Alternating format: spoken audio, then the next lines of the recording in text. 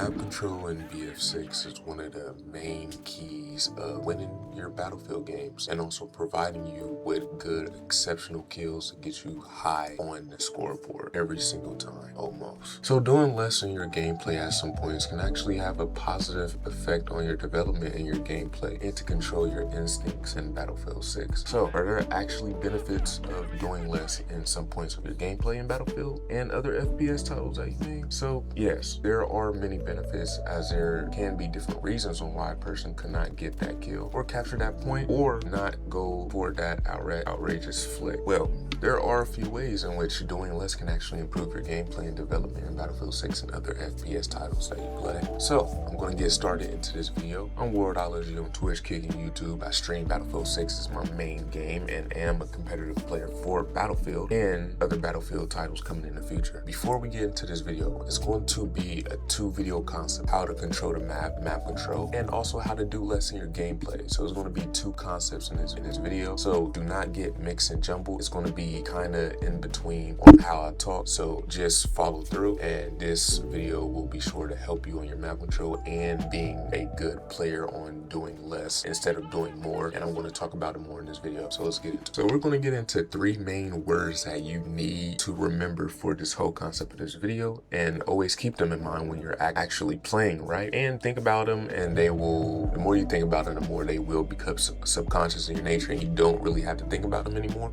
But you can always review to this video back and forth depending on if you can remember them or not. And for you, and the only thing to develop is the skill aspect. So you're going to develop the skill aspect for this and also grasp the concept of it as well. So yeah, but before we get into the 3 words, I'm actually going to give y'all the honorable mention on how we are going to put this map control video into use. We're going to use Siege of Cairo, the best map in the game and the most easiest map to actually understand and remember, which is why I'm going to do this map for y'all, because it's the most dynamic and the most like Battlefield like type of map with the, you know, the 3 lanes, the 4 lanes or whatnot, and the most, you know, communicative map that I can show for y'all. Right, so we're going to get into 3 words. It's going to be creativity, positioning, and resourcefulness. All right, so with creativity, there are times when you feel like the other team isn't doing so much for you, right? Even as a solo player like me, of course, you would have to pick and choose what you can do and what you can't. So that's where creativity comes in. And how can you actually be creative in Battlefield 6 and other FPS games when there is so much going on in the game, and in certain situations you are actually, you know, unavailable to do what you want, you know, in certain situations, right? Thing is, it's first to know that everyone has distinct creative qualities and abilities. The same reason why there's 8 billion people on this earth right now, and everyone has a different distinct fingerprint, a very unique fingerprint, and nobody in this world, 8 billion people on this earth, do not have the same fingerprint, which means that I can't necessarily say what your creative abilities are, who is watching, but we all do have at least one distinct unique quality that nobody else has. So I'm going to give y'all one model for the creative ability aspect. It's called the 4 P's aspect, created by Mel Rhodes. So process, going to get first into it. Process in situations when things are dire, you actually are alone. You have to, for the video concept, process your mechanisms and techniques for your thoughts on what you need to do in certain situations. So say, for example, I am in a pin situation. What can I actually do to get out that situation in a way that has at least a 60 to a 70% chance of me getting out? If it doesn't have at least those percentages to actually get out, then still try it, because some type of fortune can come out of that, right?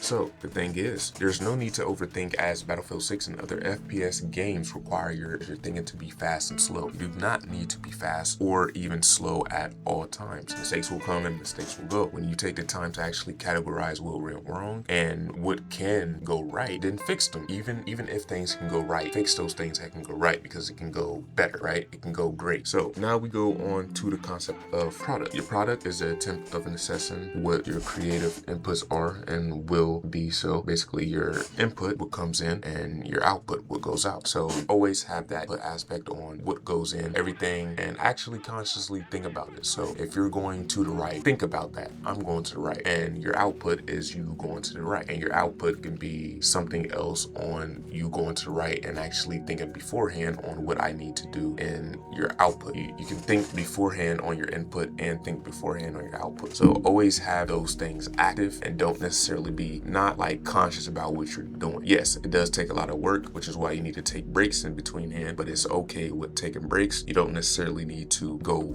hard in all the time, because of course we're human. We need to take breaks in some situations. All right. So your person is basically yourself, and your intellectual habits of what you have right now basically is the 8 billion people with no single fingerprint, connection input, right? So the thing is, everybody has different intellectual abilities and everything like that. Just understand what you have right now. If you don't understand what you have right now, it's easily accessible. Just look within yourself. It will take some time to actually understand your full creative ability, and everybody can't really understand their full creative ability because it, of course, takes work.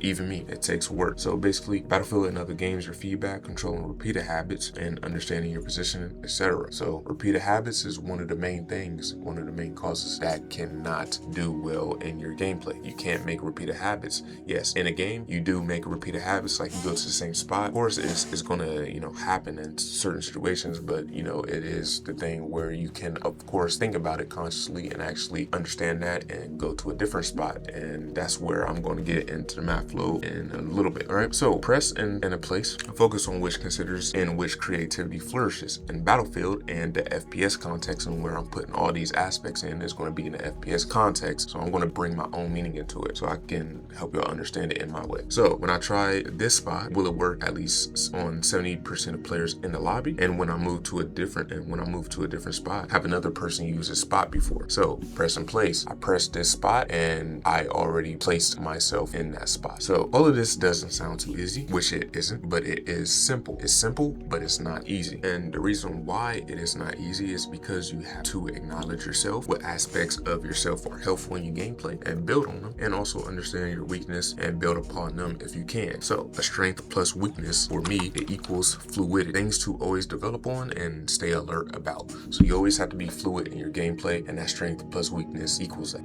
Alright, so we're going to head over to Siege of Cairo, and we're going to get on the overlay.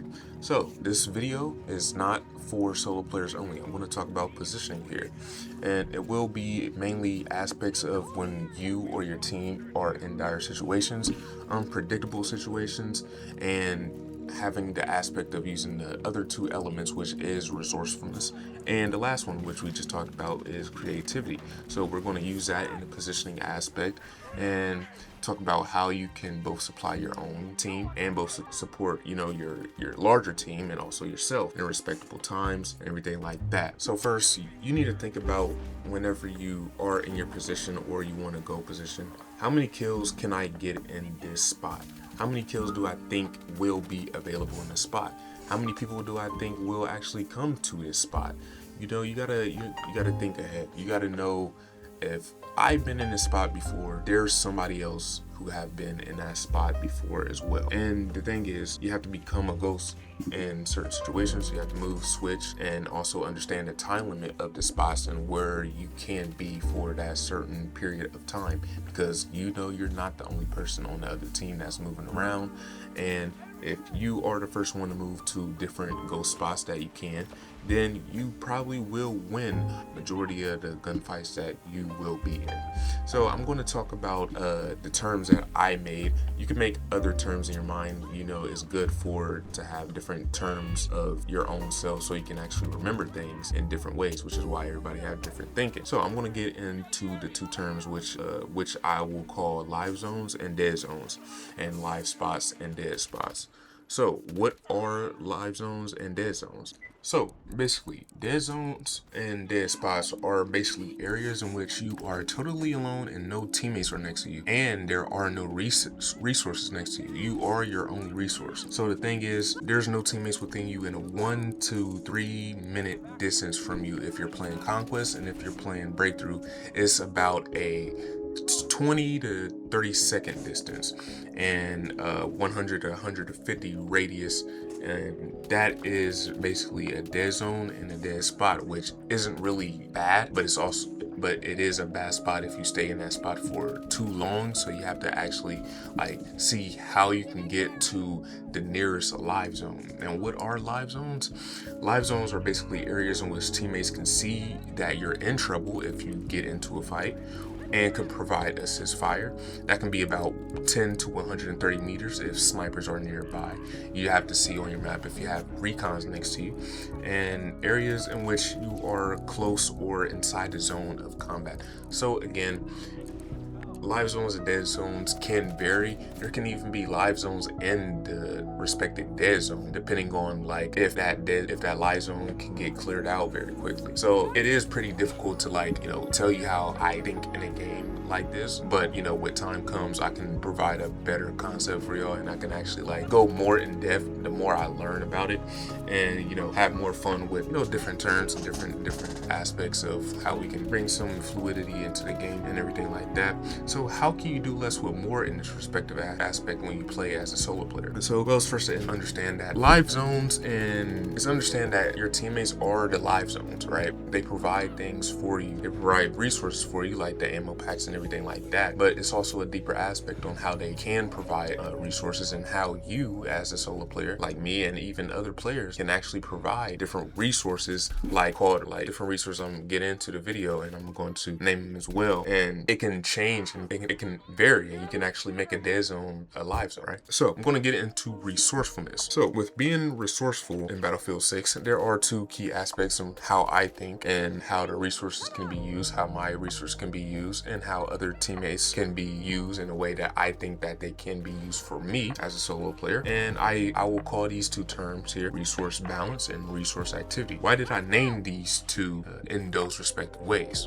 So basically, for resource balance, if you're a solo player or with a few players, or even a squad with more than at least 7 people, and you're severely outpowered by, a majority of enemies in the situation, understand what are the balances that you have or that you can make as a solo player or as a team, that a team can make in a certain position or a certain spot. So what do I mean by acknowledging the whole map and actually understanding the spots that can be resourceful? I mean, understand what spots can actually be dead zones and what spots can actually be live zones, or dead zones that are beginning to be live zones, and dead spots that are actually beginning to be live zones. So the thing is that you have to understand what team has already been at the spot that you have been at the spot. Yes, it's pretty difficult to do, but it is quite possible. You just have to understand, like, there are some mistakes that can be made in this type of thinking skill, right?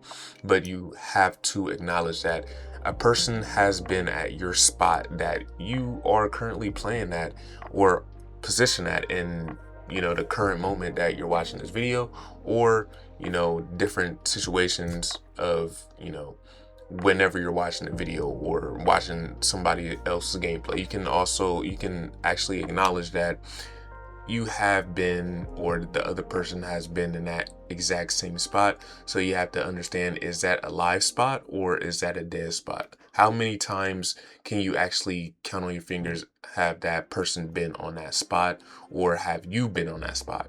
So that is pretty difficult to do, but it is possible. And what is resource activity? So resource activity is basically you leaving trails of your footprints to your enemies so you can begin to make a live zone. So what do I mean by that? So basically, we have a med kit as a support, and I have supply pouches, right? So my teammates, of course, know that I am probably a support, or some people probably, know that I am a player far away. So what I can do is supply my med pack down and actually support my teammates while they are coming towards me, or if I know that I'm in danger, supply my teammates with a way for them to get ready when they come in to fight along with me, because I am basically going into a live zone, or I might be going into a dead zone that's beginning to become a live zone. So that is pretty tough to do. We all know that about the med pack has about 30 to a minute or so. So obviously we can keep dropping it down. So obviously we are the live zone, right? So basically we are the live zone. We just are making other live zones with our resources and making that the resources alive. We're having activity with our resources there. So leaving trails, or I will call them hideouts, for little med packs that you will leave on a trail. So, so what about leaving them and I'm actually needing to use them? Well, of course, just use them. It will be reused, and if your teammates, if you can see your teammates on the map, then you can place trails down and you can keep going for different kills. And if you have supply pouches, use them. If you can't use them, use a med kit and try to figure out another live spot that you acquired, or find another live spot that is beginning to become dead because nobody has used it that you peep. So that is going to be it for this video. It is a very, very hard concept to catch, and it is my thinking, and my thinking is all over the place because honestly I just be going all over the place. But again, with time you can actually acquire some of my thinking, and I will provide more of my thinking on a scale the more I just put my thoughts down for y'all and actually teach y'all a little bit of what I think in the game. It is it is fair for y'all, it is fair. I reached my spot at this current moment and I'm going to keep going, so I might as well just teach y'all, get y'all better and everything like that, improve y'all's map flow and everything like that. So I'm Worldology on Twitch, Kick, and YouTube. I'll be streaming Battlefield 6 for y'all, and y'all have a good day or a good night, whatever time you're watching, and I'm out.